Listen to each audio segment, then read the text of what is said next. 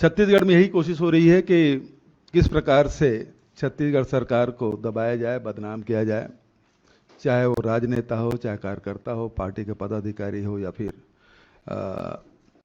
अधिकारी और कर्मचारी हो। ये सिलसिला शुरू होता है जुलाई 2020 से।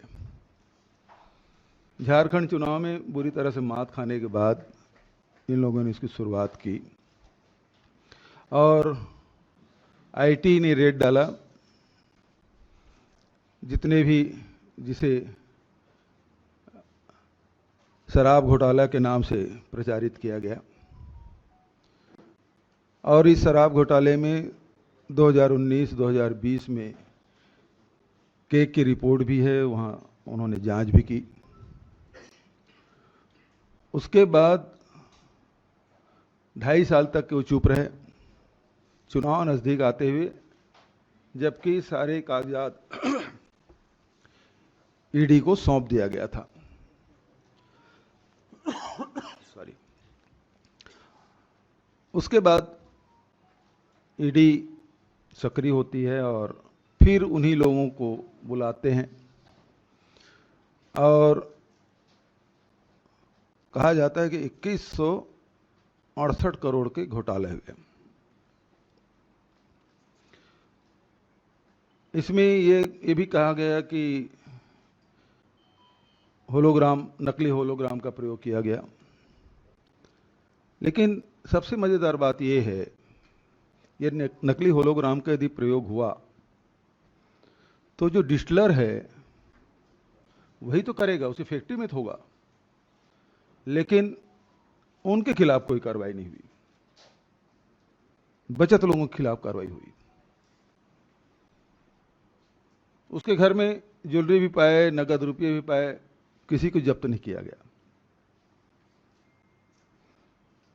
और कहा गया कि 2168 करोड़ के घोटाला हुआ और चल अचल संपत्ति 2018 के पहले के भी जब्त करने के बाद भी 200 करोड़ के आसपास की संपत्ति जब्त नहीं की गई।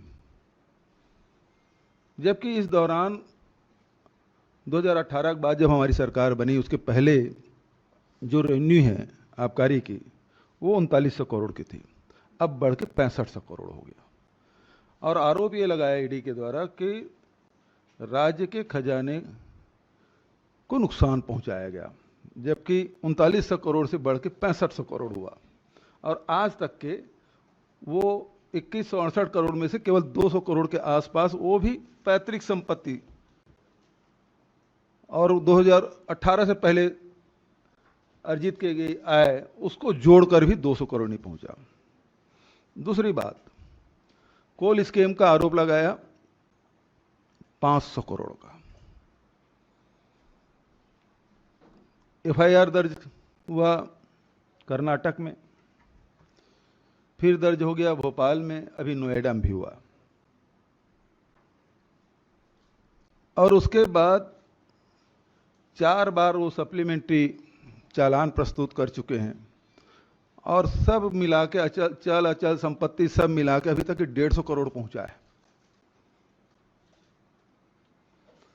आरोप 500 करोड़ का है, लेकिन संपत्ति 150 करोड़, वो बता नहीं पा रहे हैं। तीसरी बात उसमें महत्वपूर्ण, अभी लगातार जो कोशिश की जा रही है कि धान में भी, पैडी में भी स्कैम हुआ। सारे राइस मिल में छापा डाले गए आईटी के द्वारा। अब ईडी सीरीज घुसेगी। तकलीफ उनको यह है कि किसानों के 107 लाख मीट्रिक टन जो धान है वो मिलिंग कैसे हो गया। अभी तक होता यह था कि धान बाहर में पड़े रहते थे, जैसे मध्य प्रदेश की खबरें आती है कि गेहूं बाहर में पड़ा हुआ है और सड़ गया। छत्तीसगढ़ में खबरें आती थी कि धान खुले में पड़ा हुआ है, भीग गया, सूख गया और सड़ गया।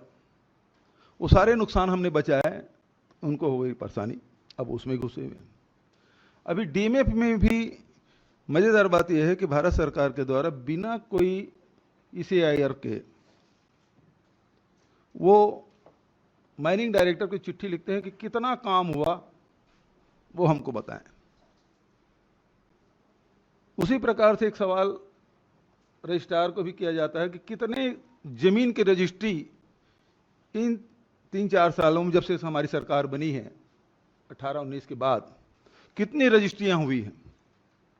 इसका मतलब है वो सारे रजिस्ट्री लाएंगे और सबको अभी कम कर क्या रहे हैं, कर ये रहे हैं कि ये घरों में जाते हैं, सबसे पहले मोबाइल जब्त करते हैं, फिर घर में जो संपत्ति है, जो रुपया नगद है, ज्वेलरी है, उसको सीज करते हैं, बैंक खाते सीज करते हैं, डायरी वगैरह भी हो या कुछ कच्चे में लिखा हुआ हो, सबको पकड़ते हैं। 5-6 दिन तक के घर में बंधक बना कर रखते हैं, चाहे वो वृद्ध माता पिता हो, बीमार हो, उनसे कोई लेना देना नहीं, बैठे रहेंगे। तो सवाल तो इनके पास होते नहीं, और जब तक के ऊपर से आदेश नहीं होगा तब तक खाली नहीं करते। फिर वो राजनीतिक सवाल करना शुरू करते हैं, तुम्हारी क्या भूमिका है, तुम किस पार्टी से हो, तुम कितने सीट जीतने वाले हो, इससे क्या होगा, उससे क्या होगा। वो सारे राजनीतिक सवाल भी पूछना शुरू करते हैं। ऐसे ऐसे केस हैं जिसमें ECIR नंबर नहीं है और उनके घरों में ये लोग पहुंच के प्रताड़ित करने, बदनाम करने की कोशिश। अभी जब हमारा राष्ट्रीय महाधिवेशन हुआ छत्तीसगढ़ में, बहुत सारे पत्रकार साथी वहां गए भी थे, और ईडी के अधिकारी हमारे पार्टी के पदाधिकारियों के यहाँ बिना ECIR नंबर के वहां पहुंच गए, जो कि ये नहीं कर सकते, नहीं करना चाहिए। वो तो जो वेंडर है उसके यहां पहुंच गए। अभी कल ही मेरे राजनीतिक सलाहकार विनोद वर्मा के यहां पहुंच गए। मेरे जो OSD है, जो चूंकि मुख्यमंत्री होने के नाते जो क्षेत्र में OSD नियुक्त करते हैं, जो किसी की बीमारी का, किसी का और कुछ काम है, जो दैनंदिनी आते हैं और हम लोग समय नहीं दे पाते, तो वो सारे काम वो लोग करते हैं। उसके घर में पहुंच गए, मिला कुछ नहीं, दिन भर बिठा के रखे। इसका मतलब ये है कि अब पाटन में भारतीय जनता पार्टी प्रत्याशी नहीं लड़ेगा, बल्कि ईडी और आईटी लड़ेंगे। एक और बात आपसे कहना चाहता हूं कि पहले सीबीआई ने, आईटी ने छापा डाला, फिर ईडी घुसी, अब वो कोर्ट में एप्लीकेशन लगाए हैं कि इसमें अब सीबीआई जांच होनी चाहिए। 3-3.5 साल जांच करने के बाद सुप्रीम कोर्ट ने जांच रोक लगाने के बाद नोएडा में FIR भी होता है, और उसके बाद साथ ही वो बिलासपुर हाई कोर्ट में एप्लीकेशन लगाते हैं कि इसकी सीबीआई जांच की जाए। इसका मतलब यह है कि आईटी और ईडी दोनों अक्षम है और नकारा है। उन्होंने खुद स्वीकार कर लिया अब सीबीआई जांच उन्हीं केसों में। तो कुल मिलाकर उद्देश्य यह है कि चलती हुई सरकार को किस प्रकार से बदनाम किया जाए, उसे किस प्रकार से बाधित किया जाए। एकमात्र उद्देश्य राजनीतिक है, और राजनीति के अलावा कुछ भी नहीं है। हमारे गृह मंत्री जी जाते हैं, यहां से 2-2 बार गए, वो सीधा भारतीय जनता पार्टी कार्यालय में जाते हैं, वहीं रात रुकते हैं, पता नहीं क्या करते हैं, और चले आते हैं। तो कुल मिला के है कि आप प्रजातांत्रिक ढंग से चुनाव नहीं लड़ना चाहते, आप ईडी और आईटी के माध्यम से लोगों को डरा के, धमका के, उसके कार्य को बाधित करके उसको प्रताड़ित करें। और ईडी जो है वो कितने लोगों को मारपीट कर रहे हैं, कितने लोगों को धमका रहे हैं, आप इस पेपर में दस्तखत करो नहीं तो आपको जेल भेज देंगे। रात रात भर, मतलब 40-40, 45-45 घंटा लोगों को सोने नहीं दिए।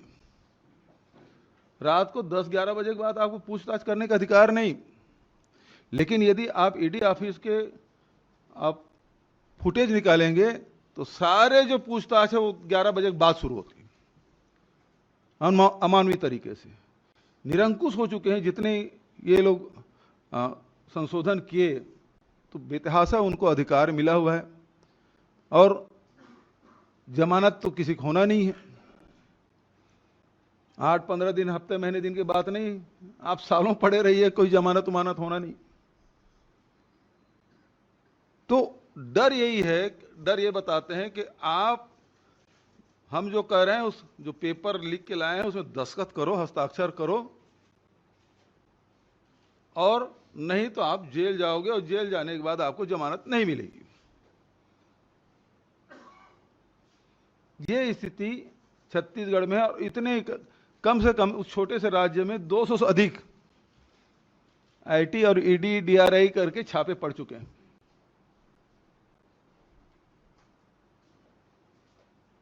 तो आज पूरे भय का माहौल है। केंद्र सरकार खुद इस प्रकार से काम करवा रही है। संजय मिश्रा जी के बारे में तो जानते ही हैं, उनको टास्क मिला हुआ है 15 सितंबर तक के। अभी तब कल 23 अगस्त था, अभी तो 15-20 दिन और बचे हैं। तो जितना वो उनको आतंक फैलाना है वो पूरी ताकत के साथ करेंगे, क्योंकि उनके आकाओं ने एक्सटेंशन दी है, तो वो अपने आका के हिसाब से काम करेंगे, क्योंकि उन्होंने दिलाया। आगे भी कुछ मिलने की संभावना है। तो ऐसे व्यक्ति यदि काम करेंगे, ऐसे इस उद्देश्य से काम करेंगे, तो फिर प्रजातंत्र तो खतरे में है। दूसरी बात इसमें कहना चाहता हूं, यदि सत्ताधारी दल इस प्रकार से कोई कार्रवाई करे तो फिर कोर्ट की बड़ी जिम्मेदारी हो जाती है कि ऐसे बेजा जो हस्तक्षेप किया जा रहा है और लोगों को परेशान किया जा रहा है, उसमें रोक लगाए।